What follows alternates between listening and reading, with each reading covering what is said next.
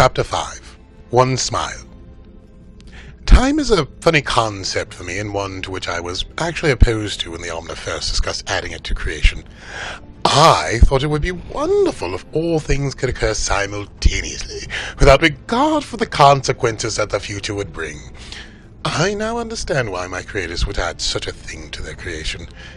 In time, I have experienced such joy, but far too many sorrows, and I am glad that I do not have to experience all of these things at once.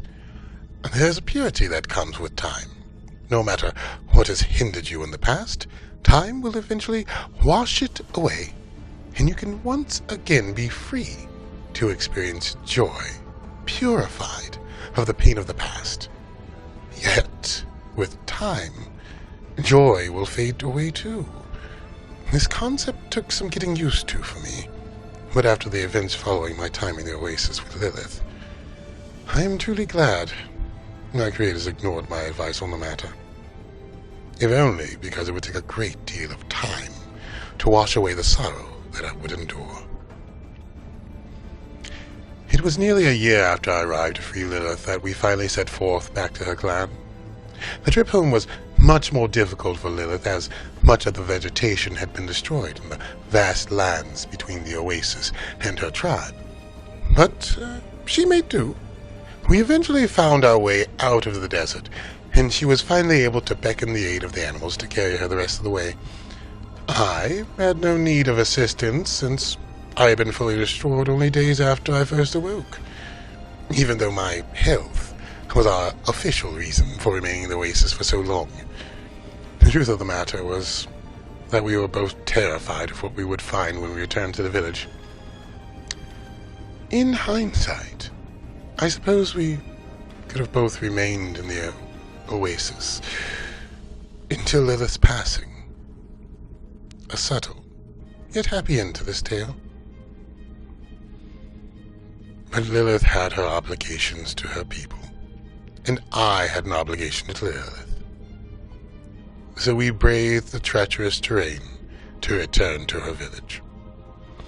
It had been over 7 years since I ran out to the village, and 11 years since Lilith had laid eyes on her people. When we saw the village, it stopped us in our tracks. In the warm climate, the tribe had moved from the cold, dank caves carved into the mountains and built beautiful huts for everyone and decorated them with gemstones and furs. While this may not be a big surprise to you now, since you live in a time when developments pop up practically overnight, to us it was an absolutely stunning achievement. The two of us wandered into the village, staring at the buildings in utter amazement at the accomplishments of Lilith's tribe. As we made our way to the center of the huts, we were spotted by a young boy. Lilith smiled at him, and in response, he let out a terrific scream. Being that I was a jackal, and Lilith's hair stood frozen upon her head like a rock, it made sense that we might bring a bit of fear to a small child. What happened next, however, made no sense at all. 5 huge, hulking men, covered in fur, came out of the hut, snarling like beasts, and launched at us. Without regard for my own well-being, I attempted to jump in front of Lilith, giving her a chance to get away from these beastly men, but she swatted me away, and I fell on my back. By the time I regained my footing, I saw the men were nearly on top of Lilith, but she had not moved 1 inch. Lilith stood frozen in her stance as the men advanced. Then, when they had nearly reached her, she opened her mouth and let out a terrifying shriek that pushed the men into the air like a tornado, tossing them through the huts behind them. Seeing Lilith fling those men with the same power that I had summoned to free her, I suddenly realized that in all the time she had been frozen by the cold, she still had consciousness. It was the only way she could have possibly learned how to do this. If this was true, then she must have seen Eve smile and know that it was her that betrayed her. I have rarely been scared, but in that moment, was truly terrified for what Lilith might do. In Lilith's fury, she let out a terrible cry that rattled everything from the earth below her feet to the birds of the sky. Bring Mamiva to me!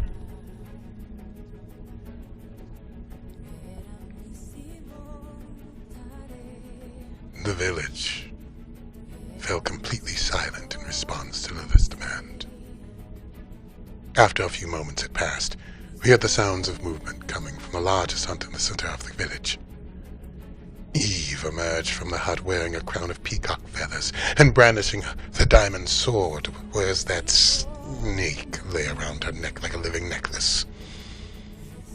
Eve looked taller than when I had last seen her, and confidence flowed off her in waves as she seemed unmoved by Lilith's massive display of aggression towards her guards.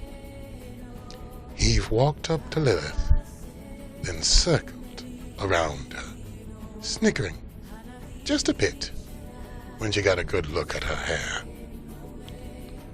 Then faced her foe and said, "This is no longer your land. These are no longer your people. You have no place here anymore. By my grace, you may leave this place unharmed, if you leave now." Lilith could not believe the arrogance of Eve as she pranced around her. She became enraged. In a single movement, Lilith reached up, grabbed Eve by the neck, and snapped it like a twig. As Lilith started to toss Eve's body to the side, the snake around Eve's neck lunged for her arm with its fangs ready to take the life of my tarnished Lilith. Without thinking, I leapt to capture the snake in my mouth. Pulling its fangs away from Lilith just in time, I wrestled with that snake, trying with all my might not to let it catch a gaze into my eyes. As much as I tried to control the snake, in our fight it proved far too slippery and slithered its repulsive form around me, nearly squeezing me to death, before its head pulled back to sink its fangs into my flesh. You cannot imagine what it's like to live as long as I have, and finally face death. Yes, I can die, but not by mortal means. The secret of the snake came to me that night. How it could have obtained the knowledge to build the sword. Why it had attached itself to Eve, the second most powerful woman in the world, and taken its seat of power around her neck. This deceitful creature was not of this earth. He was a vile, wretched angel. I should have suspected upon my perceived demise with the Omna that God would want to protect humanity until it was time to harvest his three. But to send an angel to this land after what their kind had done to the Omna was a perverse act of contempt upon the memory of my creators. I would rather die than share this world with them. The snake struck for my throat. I felt its fang brush against my skin. A flash of light blinded me for a second. I shut my eyes. I thought that I had finally felt the sweet embrace of death. But I was wrong. It was something much worse. During my fight with the snake, Lilith had picked up the diamond sword, and the instant before the snake could sink its fangs in my flesh, she struck the sword, separating the head from the rest of the body. What I did next forever changed the course of events for humanity and myself.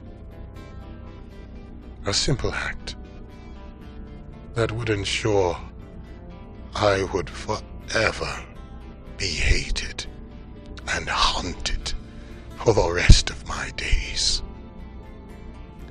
I opened my eyes. The head of the snake had rolled in front of me, so when my eyes opened, I saw who it was I had wrestled with. While angels don't have any names that you could pronounce as they speak in energy waves, This angel is the one you have come to call by many names, most notably Samael, Azrael, Abaddon, Apollyon, or simply the Angel of Death. As I could see who he was, so too could he see who I was. And as the angel left the body of the snake, I heard him utter but one word before leaving. Preserver. As the life drained out of the snake the angel had inhabited, it traveled through the sword into Lilith. In an instant, Lilith's eyes clouded over and veins protruded from her mouth like daggers. This, combined with her frozen hair, made her appearance monstrous upon my eyes. Seeing all that had occurred, I recognized it as my moment of defeat. Tens of thousands of years I had hid from the angels, and in this one moment I had allowed my devotion to Lilith to reveal my presence to them. My beloved Lilith, whom I had spent so long trying to protect, had been made an abomination by her obsession with vengeance. I took a moment to reflect on time itself. It is amazing that one simple act could have such a profound reaction on the course of human events. A smile. Never has any singular act ever caused more death or devastation in all your history. If Eve had not smiled at her work that day, then Lilith and I never would have known that taking Lilith's crown had been her true intention from the start. Lilith would not have spent her 3 years trapped as a frozen statue, plotting her revenge, and in the flurry of her rage been transformed into a monster. And my presence would never have been revealed to those murderous angels. As for you, that simple smile robbed you of more than you will ever know. But I suppose I'm getting ahead of myself. Feeling the full effects of the devastating events that had just occurred, I simply did not notice that Aton had come out of his hut during my squabble with the snake. While I was still reeling from being discovered, Aton knelt beside Eve and tightly wrapped a cloth around her neck. By the time I turned around to check on Eve's body, I saw her standing, the cloth holding her broken neck in place while Aton stood at her side. The tree Eve killed that day in the field had granted her some immunity from such injuries, as well as its long lifespan. Lilith looked upon her husband with disgust. While love had never been a part of their marriage, loyalty was integral to their arrangement. How he could have married the woman who so callously ripped open his chest and turned against the one who had nearly died to heal him escaped her.